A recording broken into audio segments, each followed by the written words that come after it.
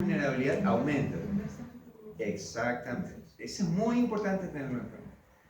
Bueno, ¿qué ocurre con el empleo informal en Chile? Y esto es muy importante porque quiero que lo que les voy a mostrar son las cifras históricas, o sea, cómo es el mercado laboral en Chile y después cómo las cifras de informalidad nos hablan de este mercado laboral. Entonces, ¿por qué los niveles son históricamente bajos en el contexto de América Latina, de Chile?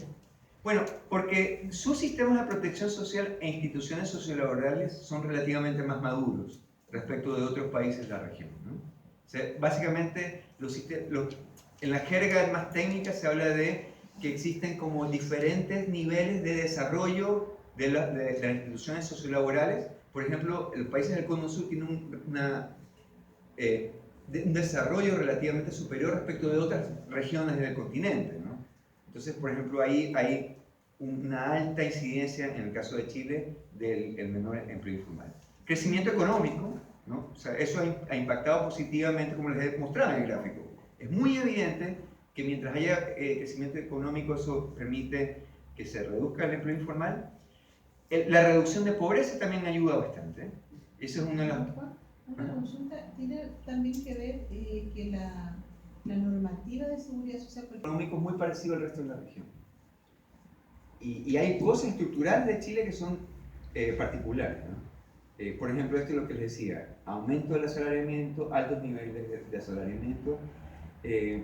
Pero bueno, otra vez, estos movimientos de cuentapropismo y de asalariamiento guardan relación justamente con los movimientos de informalidad y formalidad del empleo.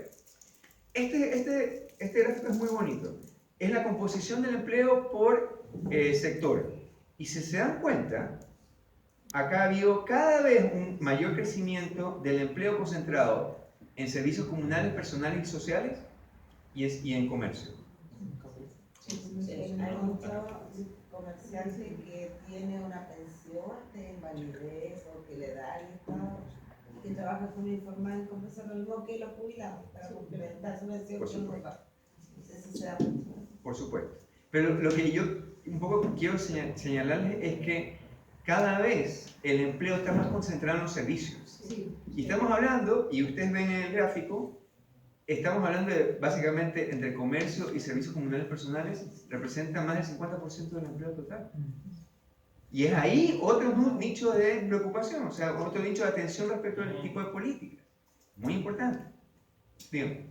¿Hay alguna idea de ciertos economistas que busca hacer que los contratos no sean de 45 horas, no recuerdo cómo se llama eso, que pueden contratar por horas determinadas? Sí. ¿Eso cómo influiría en la vulnerabilidad de los trabajadores? Bueno, es una muy buena pregunta.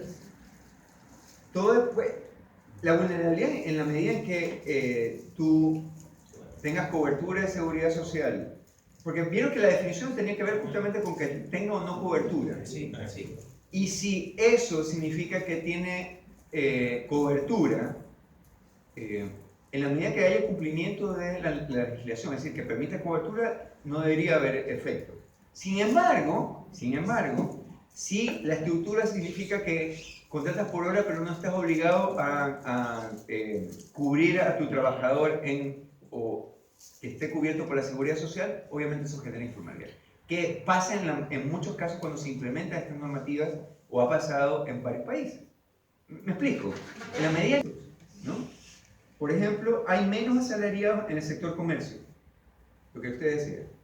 Hay menos asalariados en el sector comercio. Entonces, informalidad y sector comercio conversan ahí, ¿no? Vulnerabilidad, porque hay menos asalariados en el sector comercio, también conversan.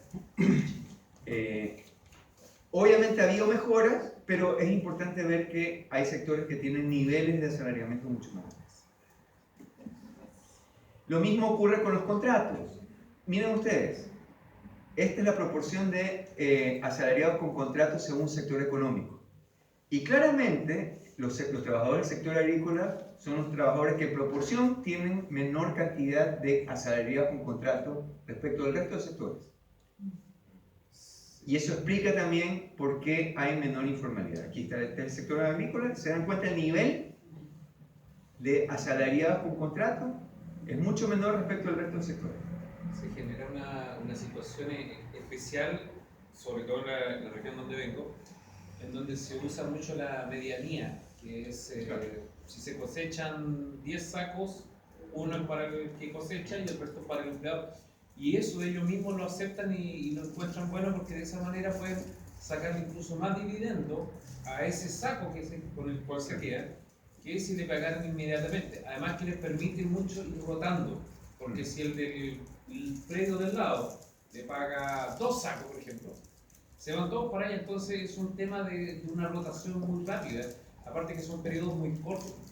Y eso genera mucho problema en el sentido de no poder encontrar condiciones salariales, sobre todo cuando hay accidentes laborales y no se puede encontrar quién es el empleador porque ellos trabajan por cuenta propia. Exactamente. Entonces, el punto ahí justamente es que ustedes ven que existen estas estructuras que hablan, que conversan, que muestran justamente que efectivamente, por lo menos en el sector agrícola, hay más posibilidad de ver trabajadores vulnerables vinculados mucho con esta informalidad, o por ejemplo en el caso específico de este gráfico, con el hecho de no tener el contrato. Y más o menos lo mismo, y por eso les muestro por sector, para que lo vean, existen diferentes niveles de cobertura en el sistema de pensiones, en seguridad social. Y claramente agricultura es el que tiene menos cobertura de todos los sectores, ¿no? Y ahí otros sectores como comercio también, y servicios comunales, personales y sociales, pero sobre todo agricultura, ¿no? Menos del 70%.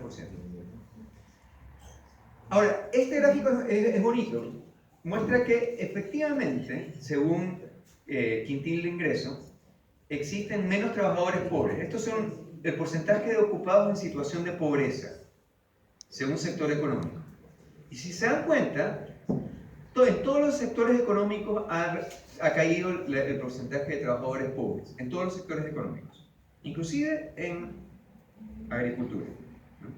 Igual al 2015 había casi 15% de trabajadores pobres en el sector agrícola. Pero estos son generales. Ahora, pero los no asalariados son más vulnerables a la pobreza. Miren, miren el gráfico anterior. Solamente quiero mostrarles agricultura, 15%, total de ocupados en situación de pobreza al 2015. Pero en cambio, los no asalariados son más vulnerables, 18% en el caso de agricultura, 10% en el caso total de acá, 6.3% del total de ocupados, 10.3% en el caso de los no asalariados. Una consulta, cuando hablamos de pobreza, ¿son de qué nivel de ingresos?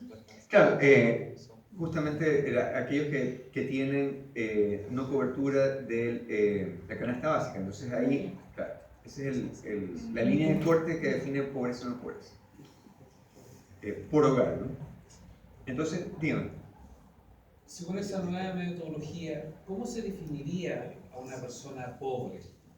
Claro, es como tú generas la canasta, una canasta más amplia, porque no solamente ya es de bienes y servicios, sino servicios más amplios, y dices, bueno, por miembro de hogar debería tener más o menos este nivel de ingreso para ser pobre, ser considerado pobre o no pobre.